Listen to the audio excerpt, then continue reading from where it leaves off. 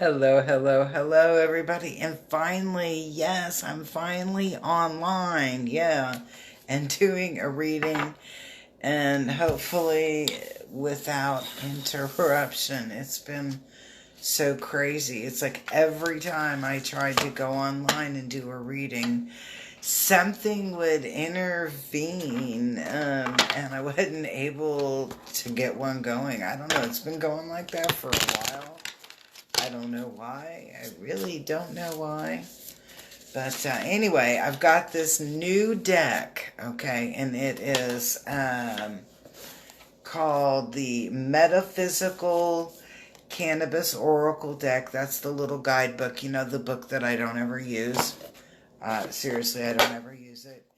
And then it's got one of those cool little boxes that, that this all comes in, and that's what the box looks like. It is by Maggie Wilson. And I think this guy that does the illustration for the card, I think he practices a little bit of Santeria there. Because they have a real intense Ifa vibration with them. I mean, they may not say Santeria or Ifa or Lukumi, whatever, on the cards, but I'm like, the pictures in there are very, very, very much so. I guess we need those cards. So anyway, I'm doing readings with this new deck, and I'm kind of like wanting to connect in with this deck. So I am going to offer personal readings, but they're the online ones. All this week, so starting from tonight till until next Saturday night, I'll be offering personal readings online in my Google Meet room for $25 for a 30-minute reading. It's so I can get to know these cards, and I like to see the different perspectives, because people will ask me, they'll say, whoa. Let's say, so when you do a reading, does that card mean the same thing for every person? And I'm like, absolutely not. Sometimes the cards are going to have a different meaning depending on what other cards are in there or what's going on with that person. So, this has got several little cards to the deck there. So let's take a look at the first card. Again, I was made a comment, I was like, there's a little bit of Santeria in there. And the very first card that we have coming up is definitely, where is my turn the screen the other way? There it is. Is very much a, what I'm going to call a Santeria. Yamaya, resurrection. One thing that I kind of noticed in here is that Yamaya technically is a feminine or a female Orisha, a female guide, but this particular version is looking rather masculine in the energy. So the message that I'm getting through here, and it's making me laugh, is talking about the masculine energy that sometimes we as women have to embrace in order for us to get things moving forward. It's kind of like, we know who wears the pants in your house. You're the one who makes things happen, okay? It's like nothing happens unless you ask mama about that, all right? And it's regardless through here. So when I'm looking at this card and it says resurrection, and I'm looking at this is about your energy coming back up to surface in order to make things happen. And sometimes that energy is a masculine base, and we come off kind of in a masculine energy or brutish in nature. Now, what is going to kind of affect that affect that, counter that. Your obstacle is guidance, okay? And what I'm getting in here, and this again starting to make me laugh, is that everyone's going to be an armchair. What is that word? An armchair expert on whatever is going on in your life. And they're all going to give you, this guidance and advice, consejo, direction. But the problem is that many people that are giving you all of this advice are people that have no experience at all in what you're going through. It's kind of like, I was I practiced Catholicism for a long time, and they would always, if you had a dilemma going on, they'd go to the father, the priest, or go to the nuns and, talk to them. And I'm like, what does a nun know about a carnal marriage? And that was, and it was like, they'll give us all this great advice or direction that might be in scripture or in doctrine or whatever. But what realistic experience do they have in a marriage in the flesh?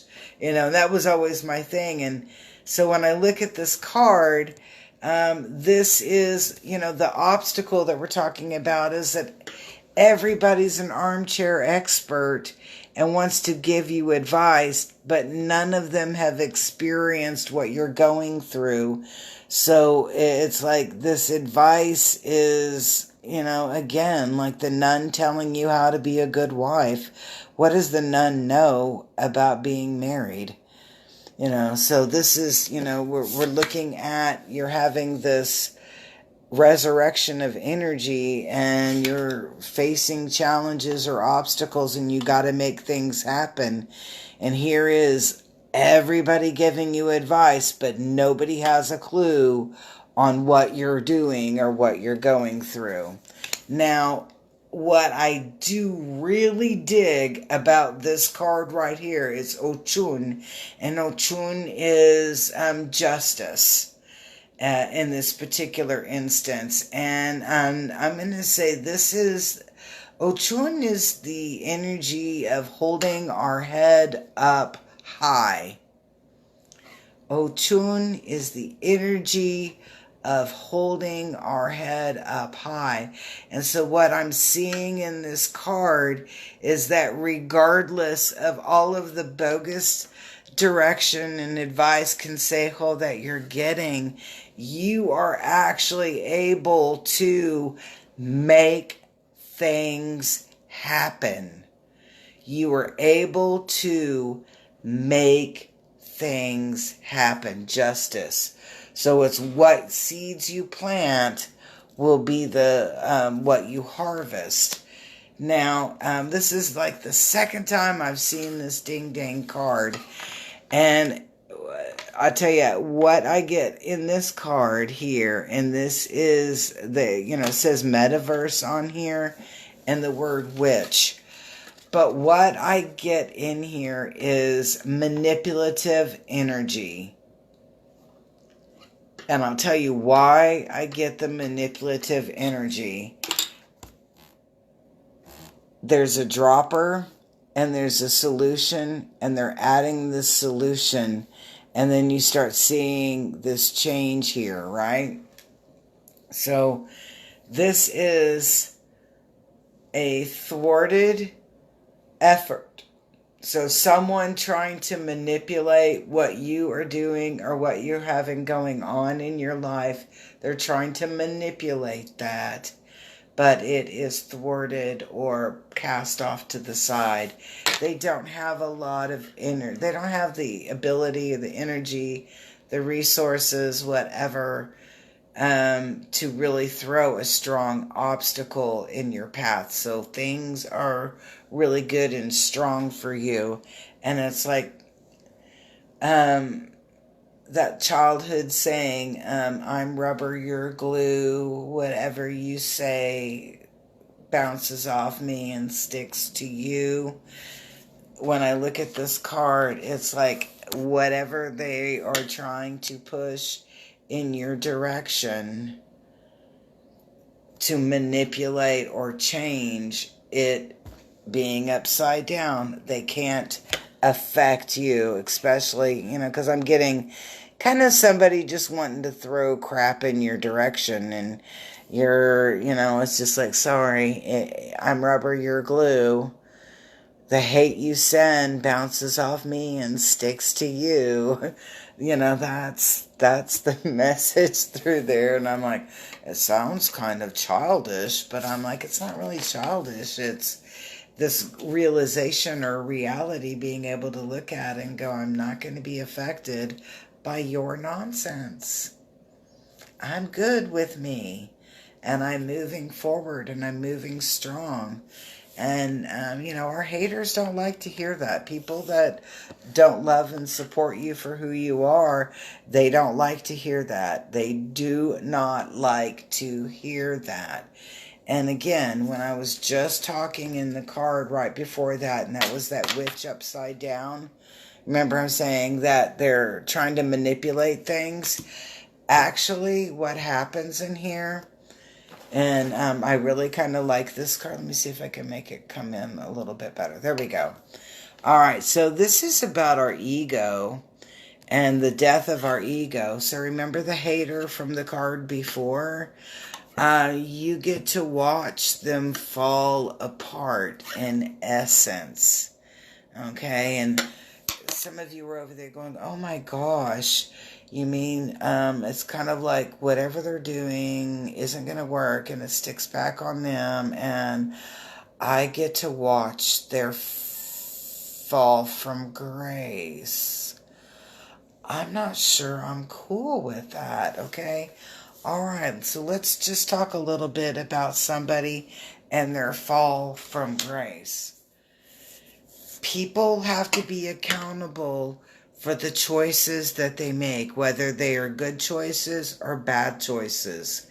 And for the longest time, you have been the person that has been picking up the pieces for these particular people that just like to really mess with your energy and mess with your vibration.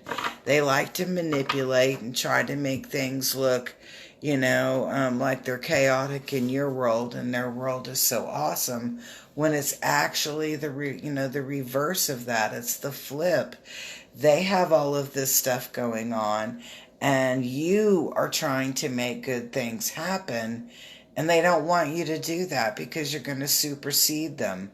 So they're going to try to throw negative energy. That negative energy can be, words words that make you question who you are, or what you're doing, or your value. It can be actions such as, saying that they're going to do something and not doing it. There's many different ways to do to deplete your energy or take that away from you. And again, what happens is, on that ego death that we just saw, okay, as I said, they have a fall from grace. And guess what? You guys are no longer connected. I know this looks like lovers, but I'm telling you, I'm getting this on a friend. Somebody that we thought was a friend, and we find out really isn't a friend. In fact, they've been a foe and been stabbing us in the back for a long time. And I'm going to say their fall from grace is their fall from grace. They made those choices, and this is going to be this opportunity for you to realize and attest that you're not accountable or responsible for the choices that person made. Now, man, this card is about being sucked in to other people's nonsense. All right, so when I'm looking at this card and we see it is coming off of the death of ego, It's coming off of the breakup of a friendship or a relationship, a connection. And then we had, because this person's been manipulating, even when they hit rock bottom. God, I hate being the bearer. This is why I don't like to do readings sometimes. I'm like, Arr. Even when they hit rock bottom, they will still be trying to point a finger at you. Even when that person hits rock bottom, they will start trying to point the finger, or they'll continue to point the finger at you. Now, what is a really interesting aspect, a very interesting aspect, and I had to clarify it, so here, let me just show you both at the same time, is sometimes people like to do a little bit of magic, and I don't know where this magic keeps coming through tonight.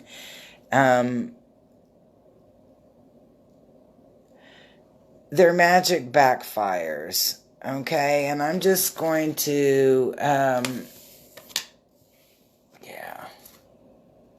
blueprint. Okay, all right. This is like making sense. So this is a pretty new deck to me. And so it's like having a totally different kind of conversation with a totally different perspective. And this perspective, this deck right here is very cut and dry. And I'm going to say it calls you out exactly as you need to be called out.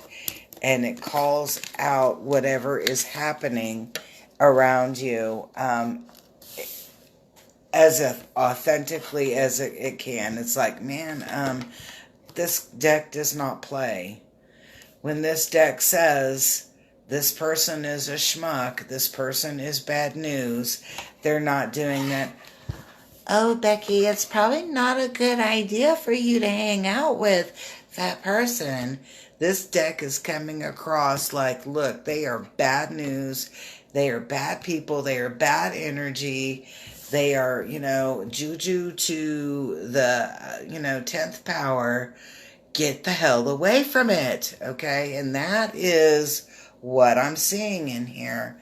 I'm seeing that this person, and, we just talked about them hitting rock freaking bottom, does not care that they've hit rock bottom, that they are really desperate, and that's that desperation look there, to bring you down, to suck you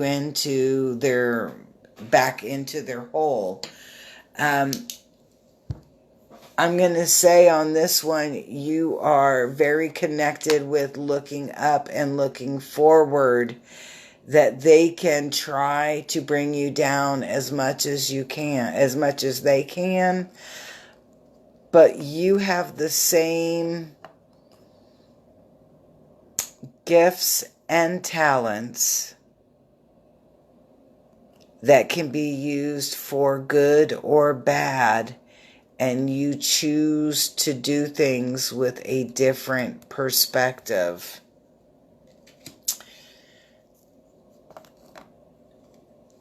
It does not make a difference.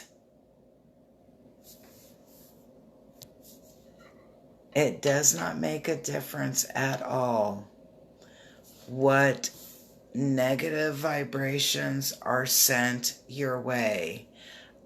Going back to I'm rubber and you're glue, the hate you send to me bounces off me and sticks to you. It is the same principle again. It doesn't make a difference how powerful of a witch, how powerful of a magician, how powerful of a warlock. I know, isn't this cool? That this energy or entity is, okay, you are rubber and they are glue, and every negative thing they do bounces off of you and sticks back or goes back to them. It doesn't matter how strong of a sorcerer, how strong of a witch, how strong of a magician, how strong of a high priest or high priestess or whatever, they cannot touch you. They can't touch you. Not at all. Okay? You will always be a step ahead and know exactly who they are, where they're going, what they're doing. Okay? So I want you to look at this one right here, and that is always seeing the shadow. Always seeing the shadow of the other side. And you'll notice that these legs are kind of strange. And that shadow is intent. The intention of that shadow is to keep you confused and to keep you worn down. Okay? So keep that in mind. I just had like this flash thing in through there, and it's like when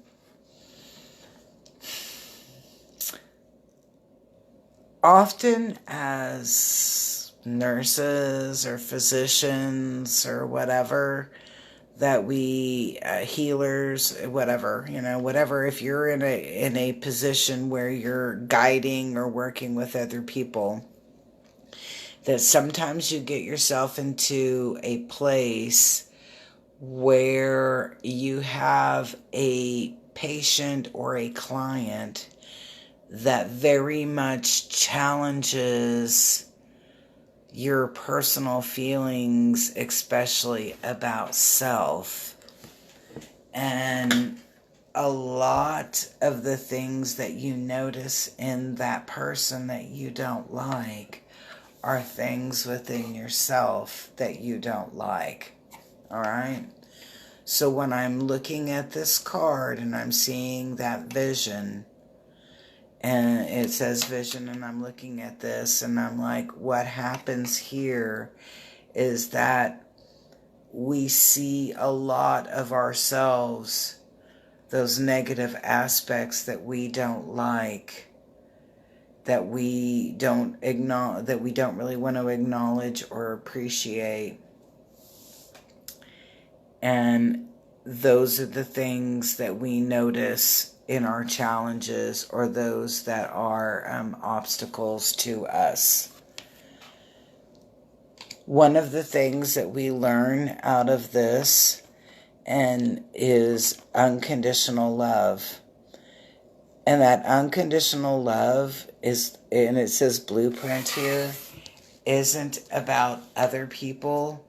It is about the unconditional love for ourselves. That regardless of some of the ugly stuff that we don't like about ourselves, that regardless of those, that we have the blueprint, we have the directions, we have the recipe for unconditional love, and now we have the opportunity to give ourselves that. The very last card, and Amy Wilson, this card is for you. It's Santa Muerte, okay? And it was funny because Santa Muerte is an entity, that an energy, a vibration that is not for everybody. You have to be a special kind of person and take that the way you want to to be able to work legitimately with the vibration of Santa Muerte. It is not for the weak-kneed. It is not for the wet behind the ears. That you really need to be a seasoned person in that realm to work with Santa Muerte. Because I'm going to say this, Santa Muerte always wants an offering. And it's not like the Little Shop of Horrors, okay? You remember, I don't know if you've ever seen that movie, but sometimes when people are doing magic and they start choosing entities, particular entities, that those entities will want more and more and more from your energy. So it's kind of like for people that do spell work, and I'm trying to be really politically correct and not offend or hurt anybody's feelings. And then I'm like, have I ever cared about hurting feelings? No, I have not. So I'm going to just say it like this. So for people that do, and because I was that girl that I did do that, that do spells to make things happen, that probably wouldn't be happening in your life, otherwise, that when you get caught up with that particular little entity, that you end up having to feed that entity with a lot of spell work. Santa Muerte doesn't play like that. It's Santa Muerte is, you have this going on and you need this healed, I need this offering, and the deal is done. Santa Muerte isn't going to come knocking on the door saying, hey, Cookie Bear, remember when? I need this now. It's very, very cut and dry. So to see Santa Muerte, show up in this reading at the end, the message on that is that when it's done, it's done. So cut this negative energy that you have that's hanging around and is falling from grace and trying to blame you or bring you down with it. You need to cut it, and let it go. And guess what? Once it's cut, it's gone.